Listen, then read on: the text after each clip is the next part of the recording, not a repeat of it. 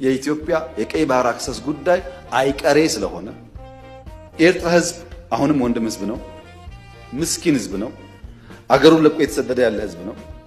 ከዚህ ህዝብ ጋር በጋራ መስራት መተባበር ፍላጎታችን ነው። በፍጹም የውጊያ መሻት የለንም። ከውጪ መጥቶ ባህሩ ኃይሉ ማን ነው ባህር በሩን የወሰደብን ጉልበተኛ አልነበረም። ባህር ኃይሉን ያስወሰድነው እኛ ነን። እኛ ደግሞ ምን አድርገን እርስ በርስ እንባላ። ይቺ ሀገር የትናንት ሀገር አይደለችም። ቀይ ባህር ቤታችን ነበር። 34 ዓመት ዲናይድ ሆን እንጂ ቀይ ባህር ቤታችን ነው። አሰብ የኢትዮጵያ ነች ያልነው አሰብ የኢትዮጵያ ስለሆነች ነው። 100% ፒሪየድ። በተንኮልና በሸፍጥ አስመራና አዲስ አበባ ሆናችሁ ወስዳቸዋል። ያኔ የተናገራቸው የለም። በዛን ጊዜ የሚናገር ሰው አንገቱ ይቆረጣል። አማራ እንደሚተርተው ደረቃቅ ጉሮሮ ይቀዳል። ምን ማለት ነው?